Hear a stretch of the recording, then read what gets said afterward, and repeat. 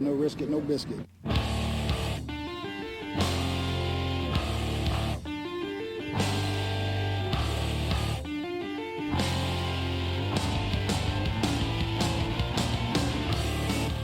Coming from the Arizona desert, presented by SBNation.com.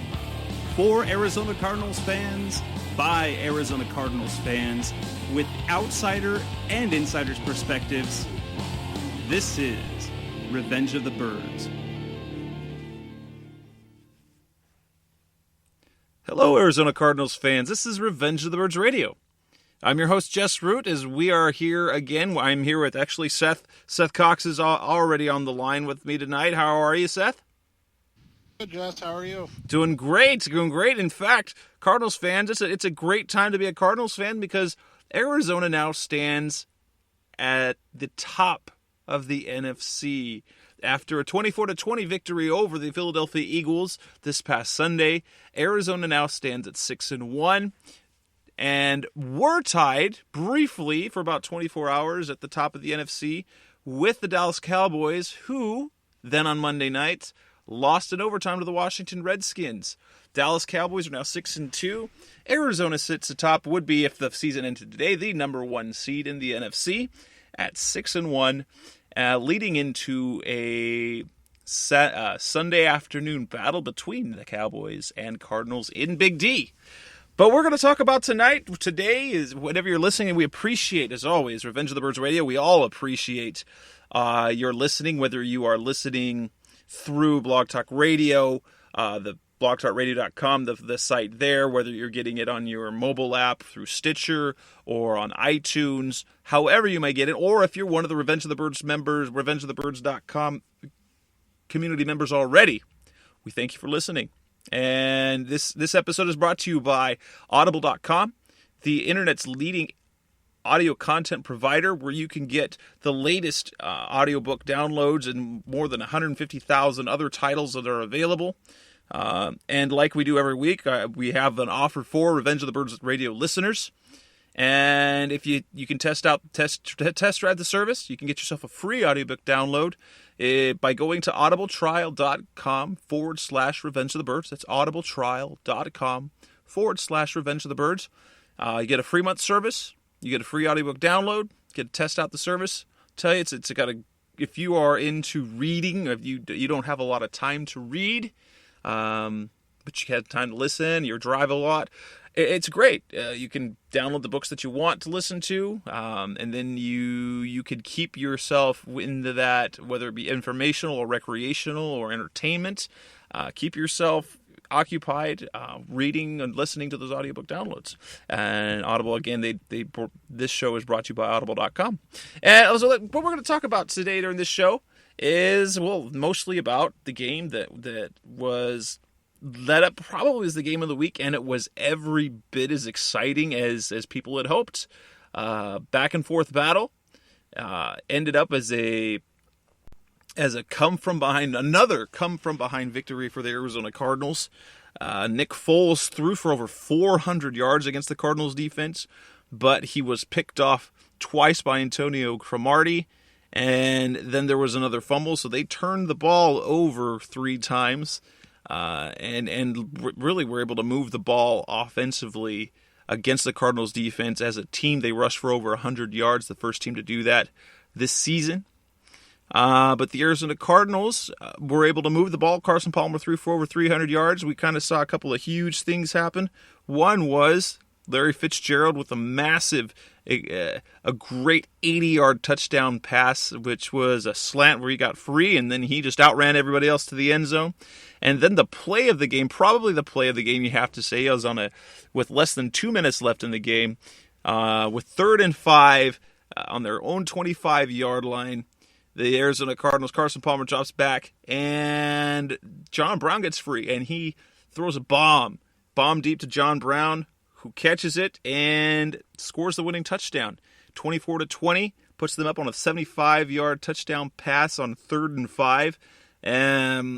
But then that wasn't it. Philadelphia drove down the field, and it came down to, some final throws into the end zone.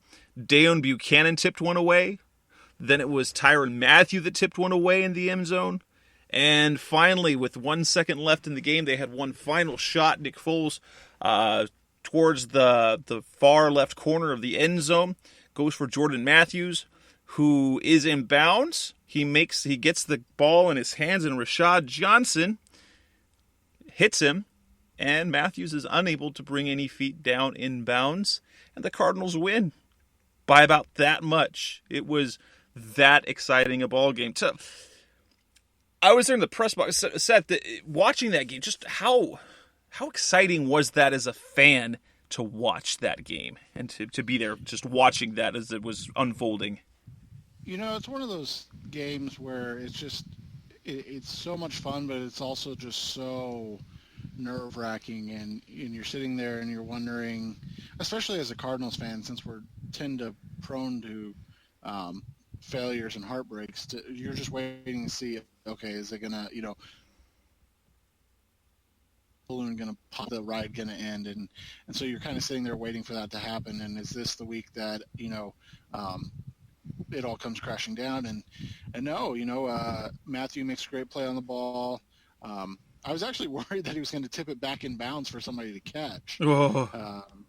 And then Buchanan made a great play on the ball, and then just Rashad Johnson, got to his guy soon enough and was able to make a play that really sealed the deal and moves on the Cardinals, to the best record in the NFC right now and in top spot. Obviously, they're going to have to maintain that this week, and they've kind of hit the point of the schedule where every week is going to be about seeding now, and now it's not about, you don't want to think of it as just the playoffs now.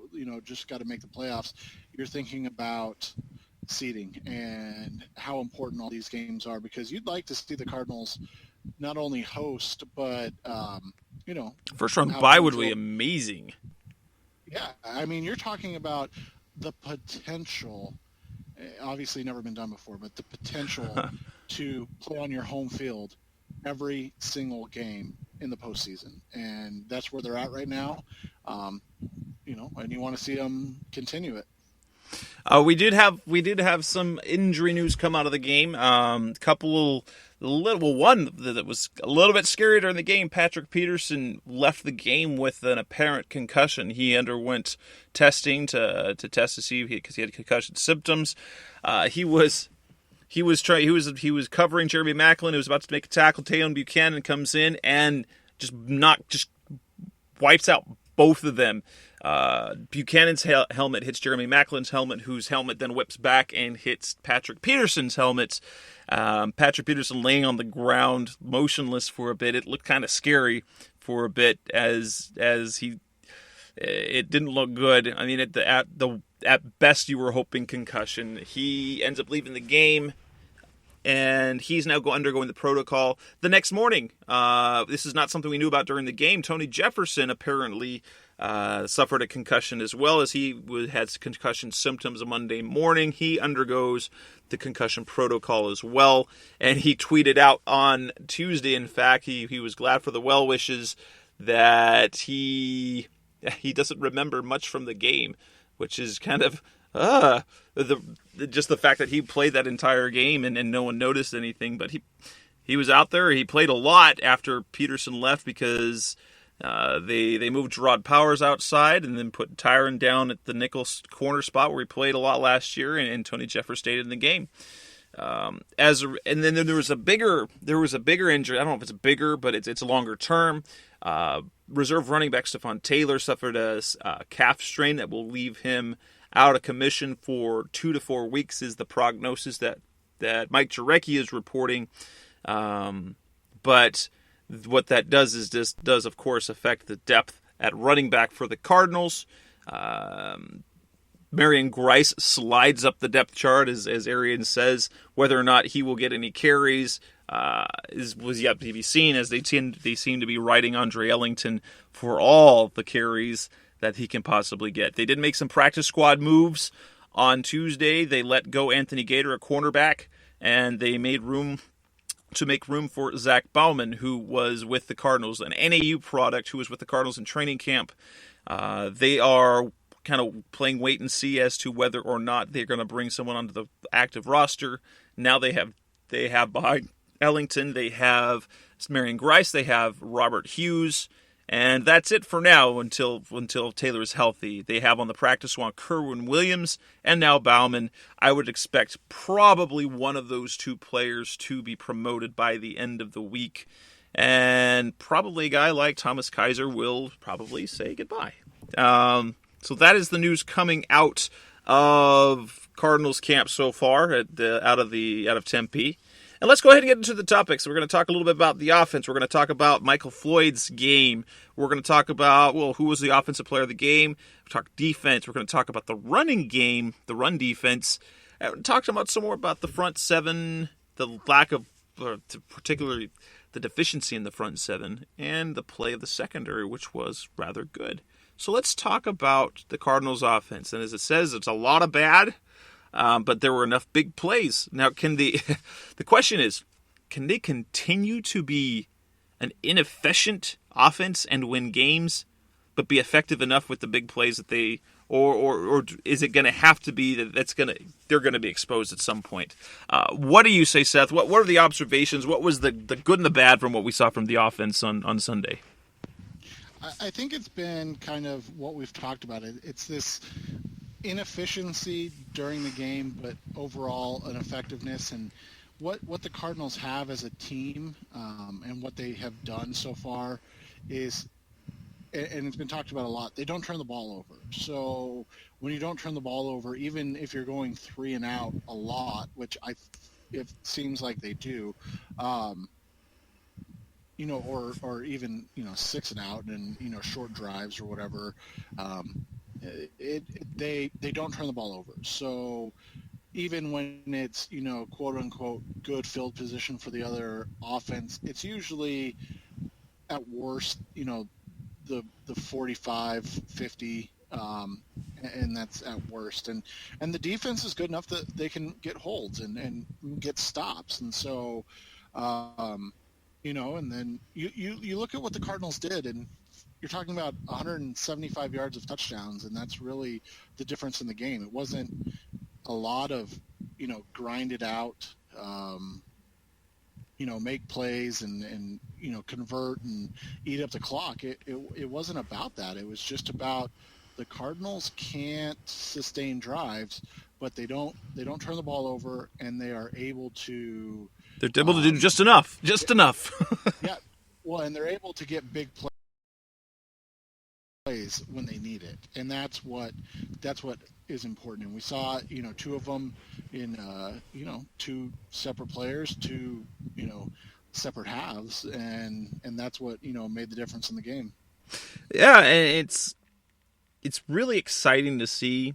But I was kind of crunching some of the numbers when it comes to the turnovers, particularly Carson Palmer. Look at his numbers compared between last year and this year. Through 7 games last year, he had thrown 8 touchdowns, and I believe it was 13, maybe 14 interceptions. I can't remember which one number it was. So that was through 7 games. Through 7 games this year, Palmer has the same number of touchdown passes, 8. Mind you, he missed 3 games. He's only played in 4 of those games. And he has 1 interception. As a team, the Cardinals have 11 touchdowns and 1 interception through 7 games after last year's rough start where Palmer had the 8 and 13 or 14. That's really been impressive. The fact that they, especially Palmer, I mean, if you look at Palmer's career, he is known now, while he is not an interception, I mean, as quarterbacks go, he has as much of a reputation as any decent starter, not journeyman, but considered to be a pretty decent quarterback. He's known for turning the ball over.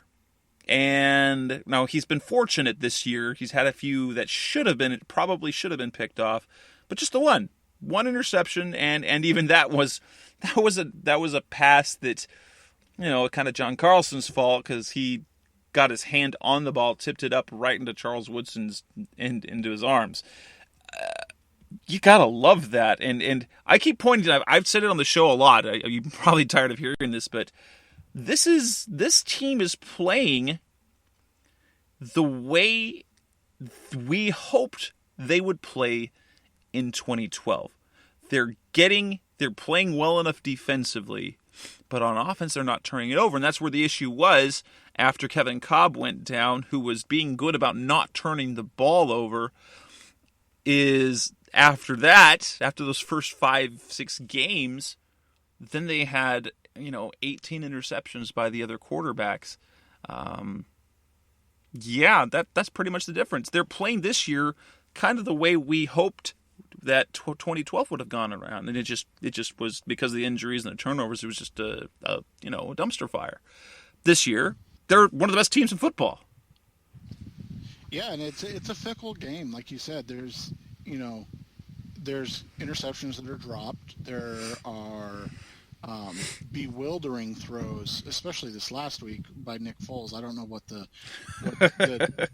thoughts in the press box were, but some of the throws he made, you look at it, and even without the all 22, just looking at the game feed on the TV, you're like, what are you looking at? Because that doesn't make any sense.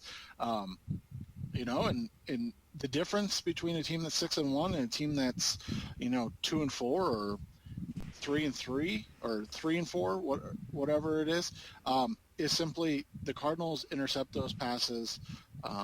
The Cardinals make plays, and the Cardinals don't give up on plays. We saw kind of it happen to the Cardinals in the first half. Nate Allen strips Andre Ellington, at about the 50-yard line, and is able to keep his feet in bounds as the Cardinals are actually having one of their more sustained drives of the afternoon. And then I think the Eagles ended up going down and scoring a touchdown on that. That was the deep pass to Jeremy Maclin there, and that was very Cardinals-esque of what the Cardinals do.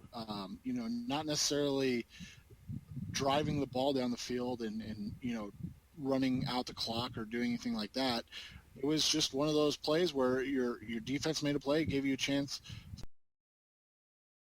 for your offense, and your offense comes in and knocks it down real quick, and that was kind of the story of the game, and it's the fact that the Cardinals defense is just better than everybody else's, despite its deficiencies that we'll talk about later. Yeah, that is one of the interesting things. Is if you look at we're going to talk about the defense a little bit later, but their defensive rankings they don't look that impressive, but they're not giving up points, so they're coming up big when it counts. To the question that we pose is, can they continue to be inefficient but effective, or do they need to start sustaining drives better? If they can continue to take care of the ball, they can get away with it. They won't be able to get away with it every game. I worry about a game like Dallas. Assuming if you get a healthy Tony Romo, and I'm not gonna put a whole lot of stock into that loss they suffered to the Redskins.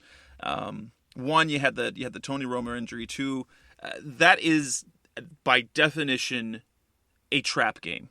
You've got a struggling Redskins team playing with their third string quarterback, and the next week you've got the other team that's rivaling you as being the best in the conference on deck at home on a short week. Dallas overlooked Washington, and Washington, because they are a talented team, came in hungry. So, yeah, I worry if a healthy Tony Romo, if they don't sustain drives this week, I don't know if the defense will be like we saw against Denver. Now, they kept it close and down the stretch because of their inability to do anything offensively. The kind of doors got kicked in a bit. Tony Romo's a good enough quarterback that he can do what Peyton Manning did to that defense. And so I don't think they can get away with it in Dallas. But at the same time, you look at even though they have the tough the tough schedules that remain, if you look at the offenses and the quarterbacks that they face, Atlanta's a dumpster fire. Kansas City, it's Alex Smith. I mean, they're good, but the Cardinals will be facing them in University of Phoenix Stadium. Truthfully, they probably can get away with it if they don't turn the ball over. They can ride this out to a 11, maybe 12 win team with the efficient, even if they just keep the status quo, I think. Well, and somebody brought up an interesting point, and I didn't know what to make of it, and I haven't done enough research on it to see how accurate it is. But somebody said this is a team that's built to win in the regular season, and then they're going to get a first round bye and catch a Green Bay team in round 2 of the playoffs and get run out of the building because they won't be able to score points efficiently enough to keep pace with a Green Bay team coming indoors to play at University of Phoenix Stadium type thing. Again, I don't know how accurate that is, but I think that can be a viable concern that you can have is how does this translate to the postseason? And it's weird that you can have this conversation after week 7 or game 7 for the Cardinals. Yeah, I think we might begin, but hey, we've never seen this before, ever. We've never seen this. Exactly. Never. And that's what this is. This is the Cardinals, are a very good team. They obviously we can't say they're a great team yet, but they're a very good regular season team thus far. And, that's all that matters right now. And then, the next part will take care of itself when it's time. And then we'll see if they're a good postseason team or not. And that, that's kind of where it's at right now. And, like you said, there's 9 games left. You'd be really disappointed at this point if you don't end up in the playoffs. Not to, yes, anything. I know, because that would rival even worse than their 2012 fall apart. They kind of like the Detroit Lions 2012 unraveling. Yeah, when you start off a season 6-1, you have to make the playoffs. Right, and I think that's where you're at. And so offensively, I think it's fair. A lot of people are saying, oh, just wait, they're going to start clicking soon. Palmer's back, blah, blah, blah. But, I mean, even with Palmer at the helm, they're still only averaging 24 points per game, 23 and a half overall on the season. So it's not like there's this, they're averaging 23 versus 24 points per game. It's not like there's a huge discrepancy in the Palmer games played versus the non-Palmer games played. We're talking about 1 point. Yeah. It looks better because what the number that they crunched, I heard on the pregame show when I was driving to the stadium is 100 yards difference on average between the other 3 games when it was Stanton starting. Yeah, and so and the one thing that Palmer gives them that they didn't have a Stanton is the fact that he'll force your hand in terms of taking short passes, and then whereas I'd say outside of the Eagles game for whatever reason, but Stanton was very keyed in on what he was asked to be doing, what he was supposed to be doing, and that's Stanton trying not to screw things up versus Palmer's confidence and comfortableness of being in the offense for the last couple years. So, yeah, let's move on just a tad. Let's talk about one of the players that didn't really have a good game. We can talk about, and this is kind of the question, so Larry Fitzgerald's washed up and everything, and then he had another great game against the Eagles. Not only that, but that run that he had, if anything else, it conjured up memories. Actually, there were a couple of plays in that game that conjured up memories of actually the Super Bowl itself against Pittsburgh. One was that catch and run by Fitzgerald. Now, it wasn't quite the same thing where he split the safeties. In this case, he got a great block from Teddy Ginn that Fitz himself even credited. And then he's just, he willed himself to the end zone, outrunning the guys that were chasing him. And then, of course, the last play of the game, which was with Rashad Johnson knocking out Jordan Matthew out of the side of the end zone, it leads me to wonder, why couldn't Darren Francisco do that to, Santonio Holmes? I mean, that would have been great. Let's not bring up the past. but so Fitz had a great game. John Brown had a great game. He had the huge catch. He had another great play as well. But a receiver who did not have a great game, and it's really kind of making me eat crow a little bit because, I kind of declared him even 3/4 of the season, 3/4 away into last season, as Michael Floyd. I kind of declared that, hey, we're seeing that he is now the team's best receiver. And then when we see him have a game like Sunday, where he gets targeted 4 times, doesn't make a single catch, gets his knee banged up, and not only that, but the passes. I mean, they weren't classic drops where like you're wide open, but their catches, like a guy that Floyd drafted where he was, the expectations he has for himself, and the expectations that we have for Floyd, if he's going to be a big time receiver, those are balls he has to catch. Those are balls that Larry Fitzgerald catches. Those are balls that Calvin Johnson catches, that Andre Johnson catches, that Julio Jones and Roddy White catch. Just that's just what it is. And to go get shut out, I don't know what we think. Like, what do we make of it? Like, the question that you brought up when you did the show prep is, what do we make of Michael Floyd's game? Is it just is it an on-off game? I was like, I don't know. I think Floyd is kind of like, he's not quite like Fitz. He is like your performance vehicle. The Corvette, the super nice high-end vehicle that are finely tuned, but the one knock on them is that they can need to be in the shop, and if they're not at tip top, they don't perform quite as well. Floyd had a groin injury that bothered him a little bit. It bothered him in the preseason, bothered him again up until about a week ago. And then he got the knee banged up during the game. He doesn't seem to play his best games. I mean, he plays, and he played through a lot. He gutted through some injuries last year. He doesn't play at the same level. You don't see him make the impact. Is it an off game? I hope so. But he didn't look, his concentration, he didn't look to be into that game, maybe because the game plan didn't call for him as much as in other games. What do you take from this? I know you've been vocal about the production, not necessarily against Floyd the player, but Floyd the first round draft pick.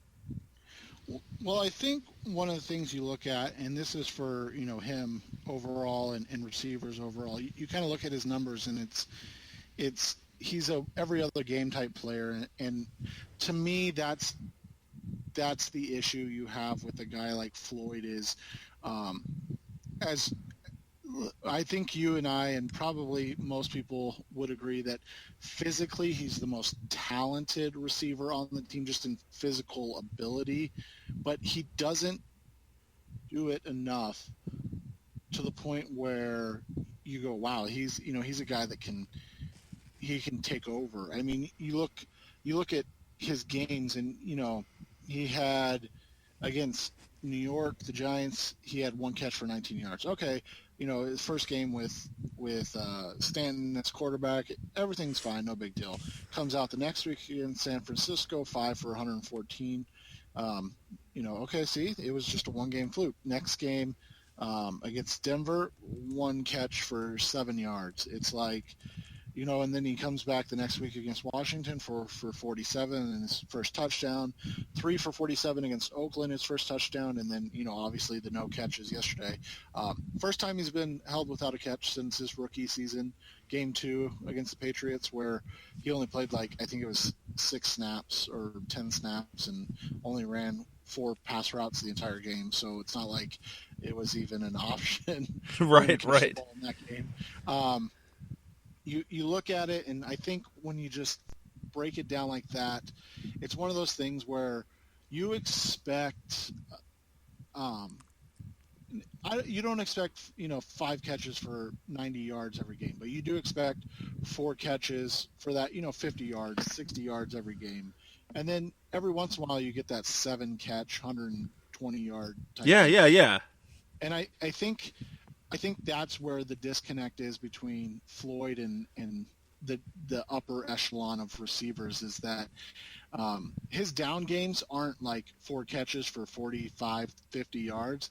His down games are, 1 catch for 6 yards, or 0 catches, or 2 catches for 15 yards. They're basically games you get from a number 3 wide receiver, and then all of a sudden they come in and get you those 6 catches for 140 yards the next week. Yeah, the looking running back, because I couldn't remember the exact numbers, but that last year, you talked about it. His inconsistency from game to game. Of the 16 games he played last season, 4 of them he netted at least 90 yards receiving. That's solid. But he had as many games where he had less than 40 yards receiving. So he had 4 games of over 90, 4 games of under 40. That's not what you want from your number 1 guy. He had, 2 catches against the Rams last year, 2 catches for 26 yards. 3 in their win against Detroit last year, 3 catches for 22 yards. No, that's not what you want. That's not what you want. Yeah, and he's almost already equaled that number this year. That's what's crazy. And, part of that is that they're not running a ton of plays on offense. That's something that we kind of hit on earlier. They're not a super efficient offense, so they're not getting a ton of plays. But it's not like you said, it's not like he's not getting targets. He's averaging, 6 targets a game. I mean, when you have Fitz and Floyd and John Brown, you're looking at that 6 to 8 range for each of them every game. So that's why you expect 3 to 5 catches and 40 plus yards as a down game, and that's what you want to see. And so I think that's where, more than anything, it becomes what's going on. Is this guy somebody that you can trust moving forward as your, quote unquote number 1? We've seen flashes. I don't think anybody's going to disagree with that, but I think it's a consistency thing at this point. Yeah. Let's not talk about some of the bad stuff. Let's look at that. Let's talk about offensive player of the game. If you had to pick a guy, sure, you've got Fitz with his over 100 yards receiving. You got John Brown with his 75-yard touchdown catch there at the end, over 100 yards receiving.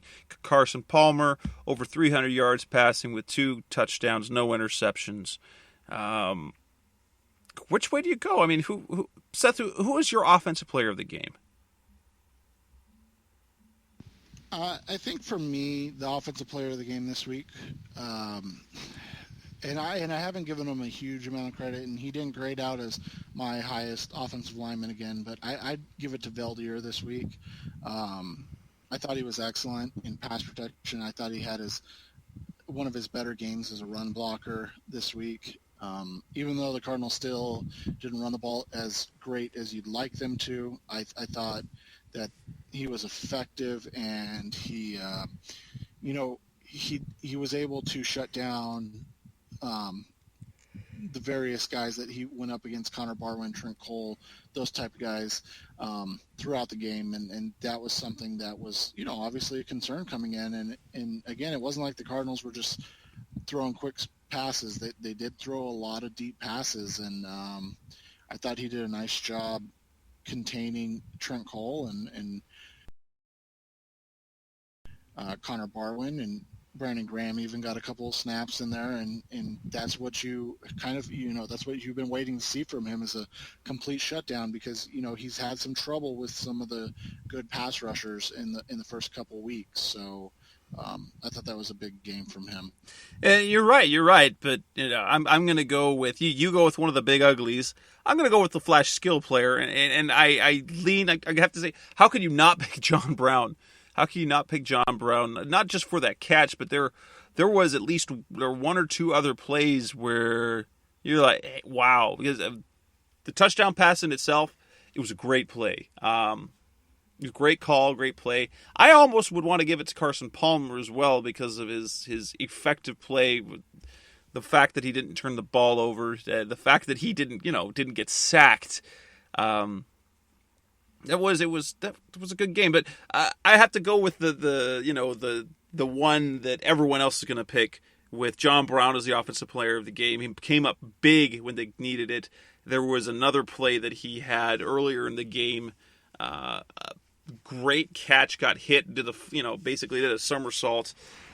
What we saw from John Brown on Sunday is what they've been raving about, the type of production that, and now they're starting to, we heard the comparisons to T.Y. Hilton and type of production just because of the way he was drafted. Now we're starting to hear the name Marvin Harrison. That's a big name those are some big shoes to fill, but we saw it. We saw some of that, and it's the beginning of after we've seen him, because he's dropped some passes this year. Great to see that he made some very good catches in traffic. He made some catches of balls that weren't easy, and then the speed. I mean, just the speed. I can't get away from that, so we have to go with John Brown for me as the player of the game. We got great play from Fitz. You got solid play from Palmer. Both the offensive tackles, both Bobby Massey and Jared Vilder, did very well. But I can't get away from John Brown. And that's fair. I think Brown is kind of my exhibit A, or reason why I'm not a huge fan of drafting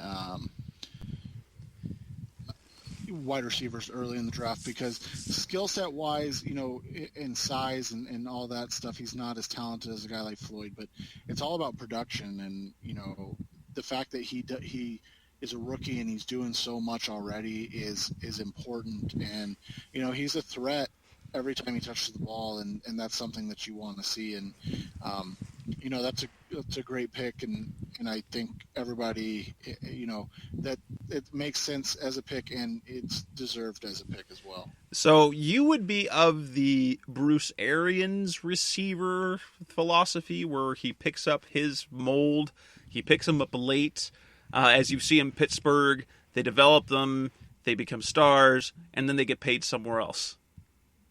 Yeah, and I think Arians will probably keep a guy like John Brown, and that'll be his. It'll be his Antonio Brown guy.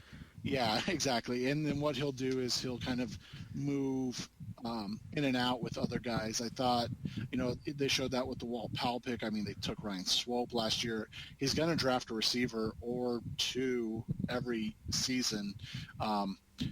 I think he likes having a big receiver now, because we've seen how he uses Floyd, and that's something that I'm going to highlight in my article next week, kind of my midterm report on the draft classes of the last three, but kind of highlight how he uses Floyd, and that could be part of the production issue that we've seen from Floyd, and a reason why, when we're talking about it 2 years from now, we'll be talking about, I think Floyd will be moving on from Arizona, but that's another discussion for you. and yeah, so let's turn to the defensive side of the ball. Defensive of the ball now, and that really, in terms of what we expect to see from the Arizona Cardinals defense, it was kind of ugly. I mean, they gave up over 500 yards. I mean, Chip Kelly did what he wants to do. And it became mostly in the second half as I was charting formations. It's what I like to do during games, to see what types of offensive looks, what type of defensive looks they give. Arizona was in the plus when it came to the number of plays on offense for a while, and then Philly just took over. In the end, they did what I think it was 85 plays to 68. Were the final numbers. They outdid the number of plays, snaps, including what the league put together and released in the number of snaps. It was 92 snaps offensively for the Eagles and 70 for the Cardinals. Big disparity. Give up 500 yards, but the key thing that they did, I mean, the defensively was a lot of bend, but little break, and that was so important. Those turnovers, the two turnovers that they produced in Philadelphia in the red zone, keep them to scoring. One, the Frosty Rucker, Dan Buchanan, the fumble force and recovery combo, and then the interception, the first interception by Antonio Cromartie. Great play. That was that's why you had Antonio Cromartie. He saw the play developing. He actually left his assignment because he knew what throw was coming and just came over the top and took the ball away. I don't know if we can see that sustained, but Philadelphia's got the type of offense that will move up and down the field. They've got a potentially lethal offense that we just hadn't seen yet. And Nick Foles' problems kind of became Nick Foles' problems again. They were effective, they made big plays, and then there were the turnovers. Can the Cardinals keep doing that? I mean, then you're going to face a Dallas offense that can do sort of the same thing. Right, and I think when you kind of look at the Cardinals' drives versus the Eagles' drives, the Cardinals' second drive where they tied it up with the touchdown was obviously kind of the drive that you want to see the Cardinals produce literally every time they touch the ball. You had 13 plays, 80 yards, touchdown run by Andre Ellington. Just one of those drives that everybody dreams about. And then it was 6 plays, 3 plays, 5 plays. 3 plays led to a touchdown, and they didn't go run over more than 4 plays. There were four 3 and outs that led in the second half. Yeah, and then you look on the Eagles side of things, and there was a lot of 6, a lot of 9. Then they had the bad, and that was in the second half when the Cardinals started to tighten up defensively, and you had, after they gave up the touchdown, the Eagles had a 3-play drive for -4 yards, a 3-play drive that resulted in an interception. Then the Eagles kind of got back in going again, and all of a sudden a 7-minute drive that only yielded a field goal, and I think that's what becomes the kind of play of the game. The fact that they were able on that drive by the Eagles to hold them to a field goal and to not give up the touchdown, that made that was kind of the epitome of the season in a just kind of a complete capsule of what the season is for the Cardinals.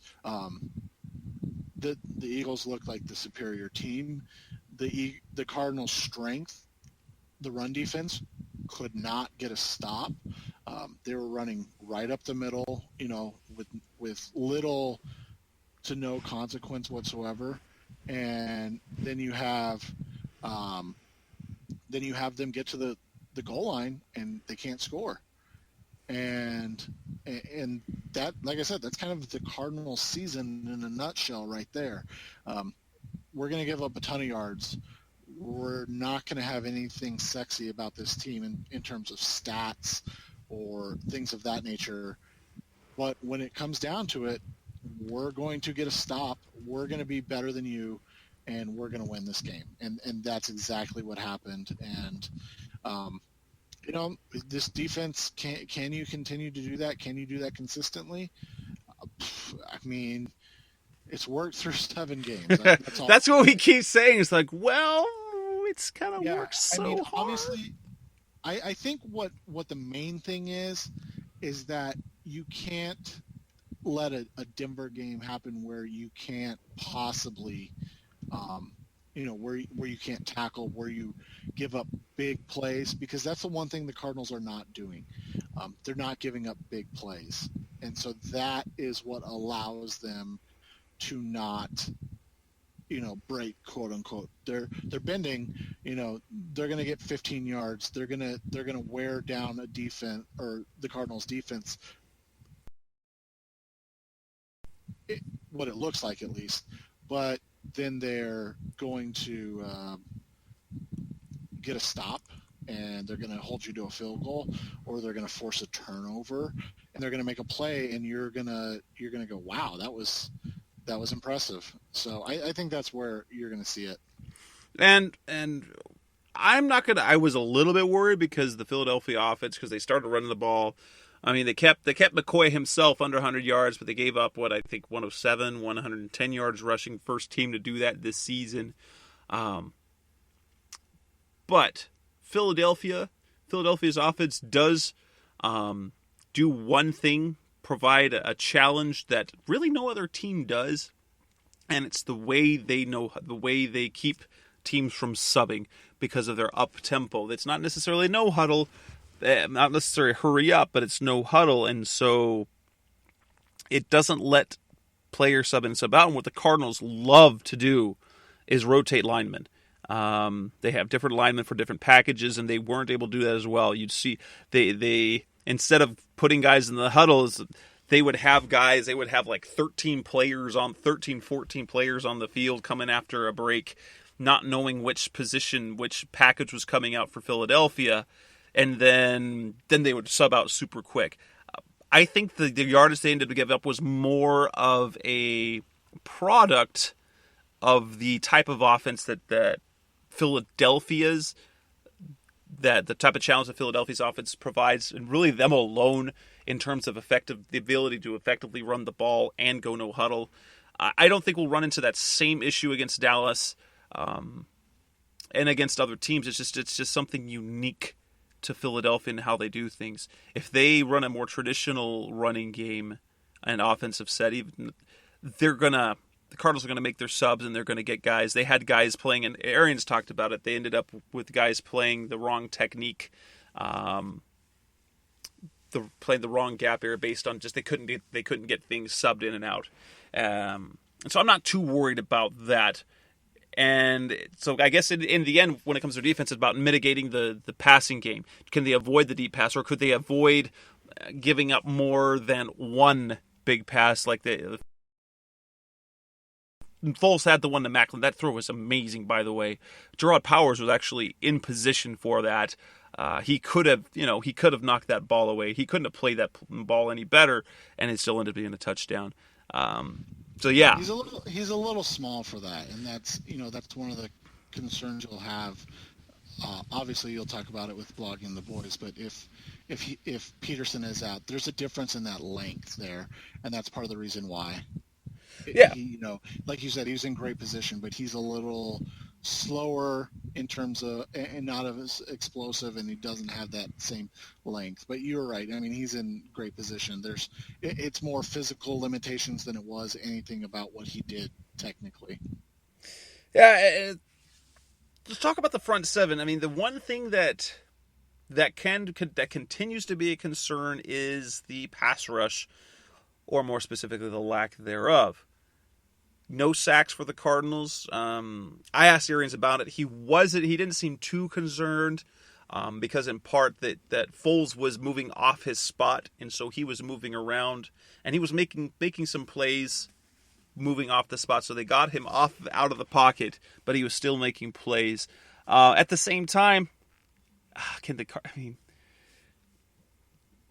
say what you would, again, could he say that Tony Romo, he's a better quarterback than people give him credit for. He can be elite level quarterback. He just does bonehead things.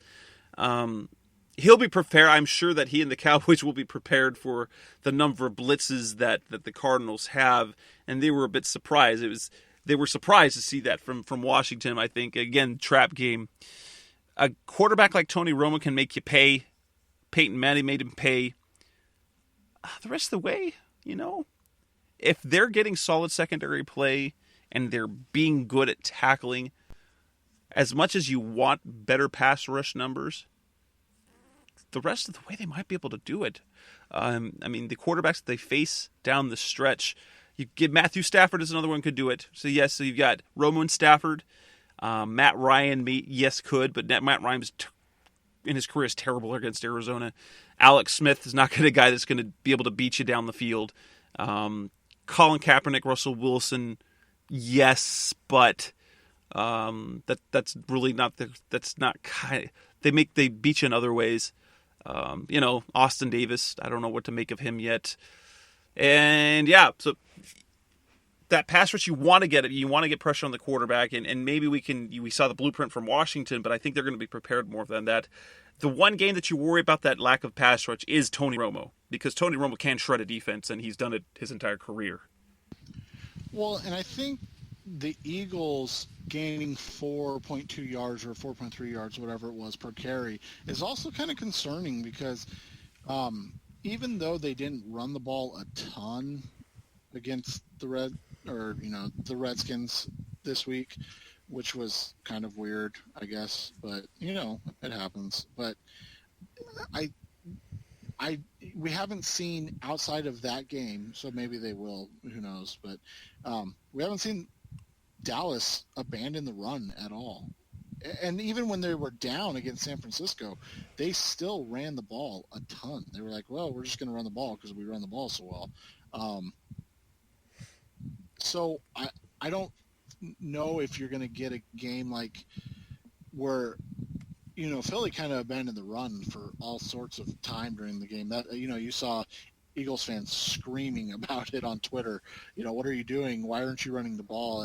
But I don't know if Dallas will do that. So that does concern me that there was that small, chink in the armor, so to speak. You're right. I mean, if you don't get pressure on Romo, you're toast. And 62 passes with, I think they had, like 4 quarterback pressures in 62 passes. That's basically 2 games of passes right there that they had a chance to rush on. So you definitely are concerned about the pass rush and if they can create enough of an issue for the Cowboys, where the secondary doesn't have to cover for 9 seconds. Because make fun of Romo all you want, like you said. If he doesn't have pressure, he's not, that internet funny, stupid Romo. If he's able to sit back there and pat the ball and scan the field, he is dynamic Romo, who has, I don't even know what his stats are. I'm trying to look right now. Completed some insane amount of passes. I think it's like 68% on the season so far. Yeah, 68% of his passes so far on the season. I mean, I'll be saying, as much as a Cardinals fan, I should hate the Cowboys. I'm a big Tony Romo fan, and I have been for years. You think of him kind of I think of him as Carson Palmer before his injuries. If you put him and that Cowboys team has for many years has been designed to win or lose based on the quarterback. Basically, to be like a Peyton Manning led team. And Romo's not quite Peyton Manning, but he can be awful close. Imagine Tony Romo with this Cardinals team doing what the last couple of years with what Bruce Arians wants to do. That would be amazing. And that's not taking nothing away from Carson Palmer, who's been very good over the last take the first half of the season away, the last complete season, last half of the last season, and then the first half of this season. Tony Romo's better than Carson Palmer, and I would take him any day on this team. Yeah, well, exactly, and you would. So it's one of those things where the Cowboys' offense is very, very good. So they did not play like it last week. But I mean, we can say the same thing about the Cardinals' offense for a number of games. So you don't want to get the Redskins beat the Cowboys, so it should be no problem for the Cardinals to come in there and take Dallas on. Maybe that was the wake up call, a la what Arizona did to Seattle last year, where you kind of slap them in the face and say, "Hey, you're not as good as your press clippings say. Keep working." And then they roll on to blow out the Super Bowl. Yeah, and not even that. Maybe not that extreme, but maybe this is something the Cardinals are going to need coming up soon, where they have to refocus and understand that it's time to don't read your press clippings. Yeah, you're the number one ranked team in the NFC, but you know what? Nobody believes in you, so go out and prove it again. And guess what? Beating Dallas, that's gonna help the cause. Well, and what's interesting, I thought that the Philly, like entering this season, when we both talked about our season previews, that Philly game, that's the one I thought that was going to be the one that got away from them. I thought that would be the game at home that they got away from. Granted, I thought going in that they were going to beat the Cowboys going into Dallas this weekend, but I didn't think the Dallas Cowboys would be that good. But I had penciled in the Philly game as a loss, and so I had them coming. Like, as I planned out my season, I said, okay, they were going to be 5-2 at this point, and they would be coming off a loss.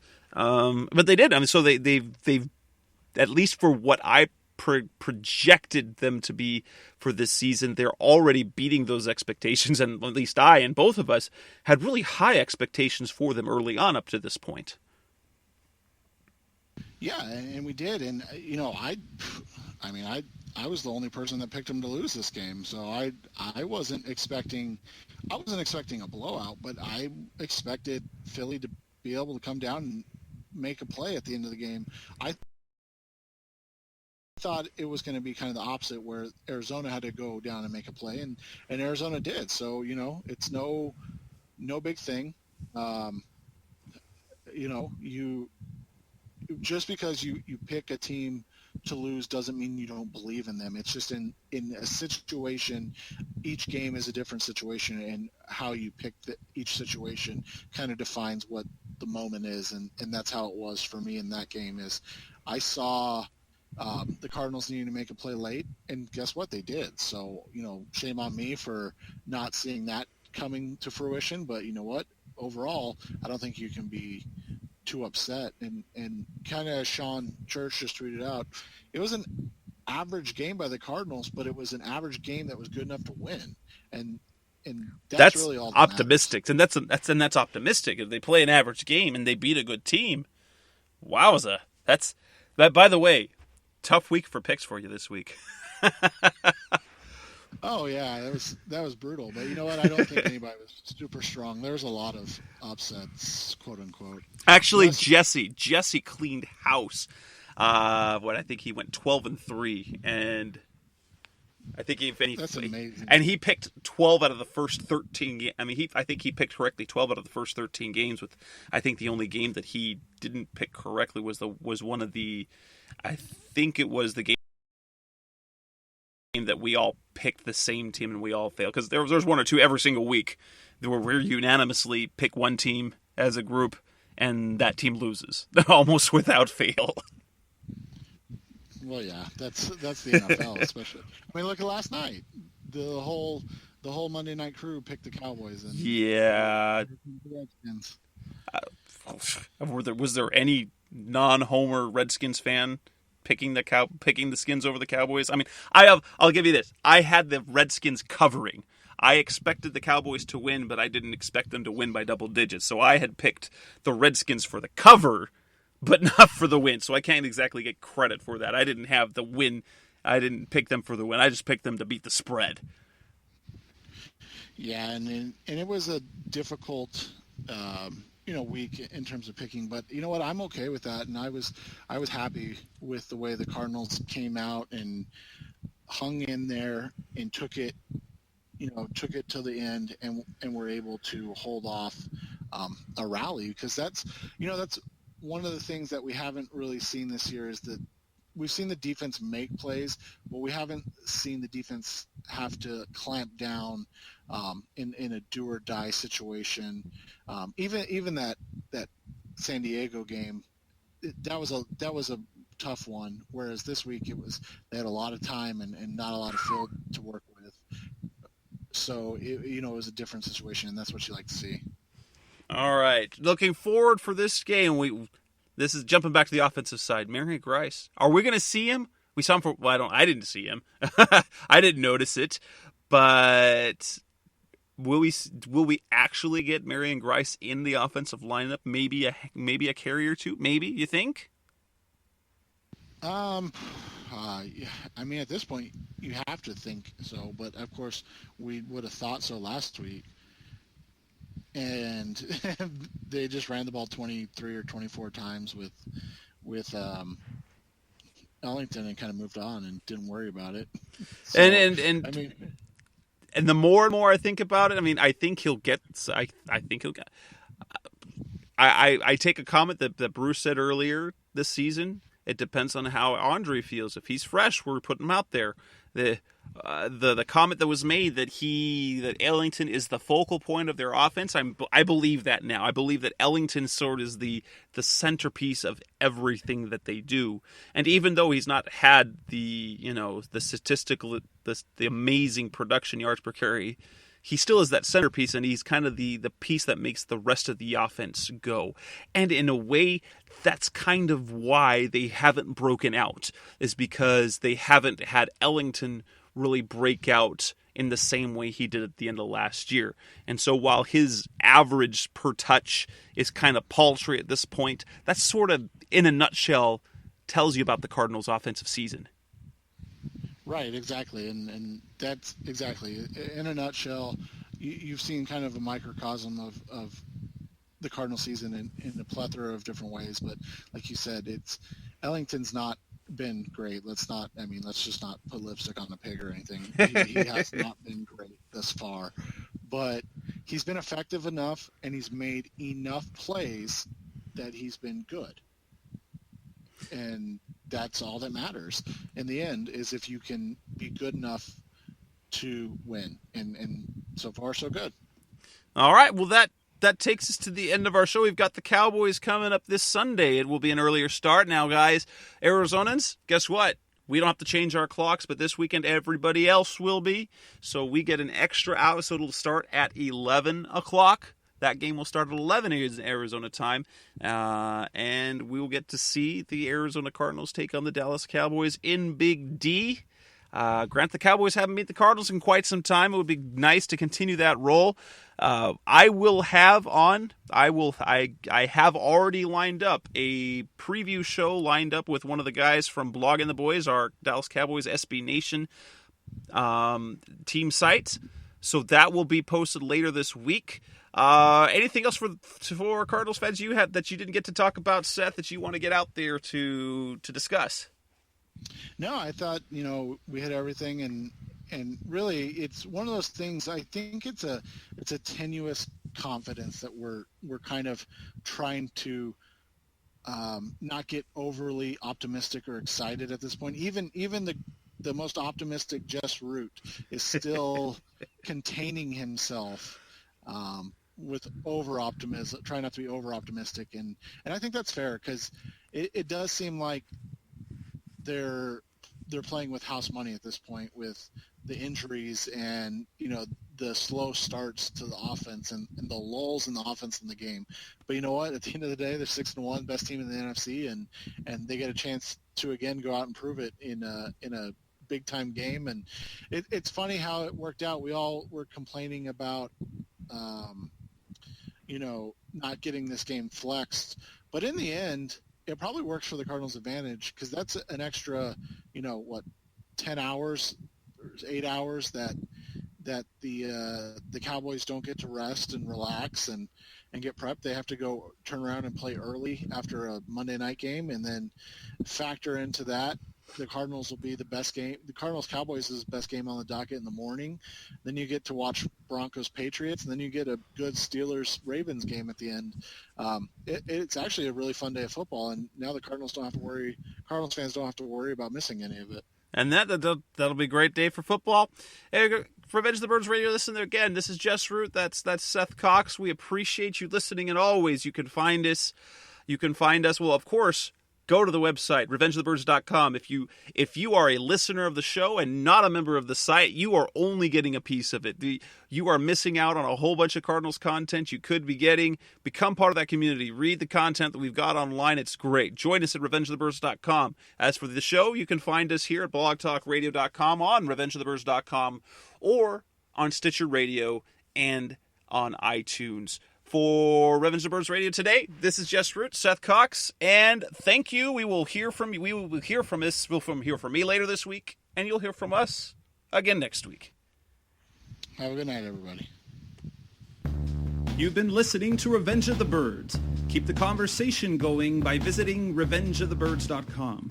Follow us on Twitter at Revenge of Birds. You can also find us on iTunes at facebook.com/Revenge of the Birds.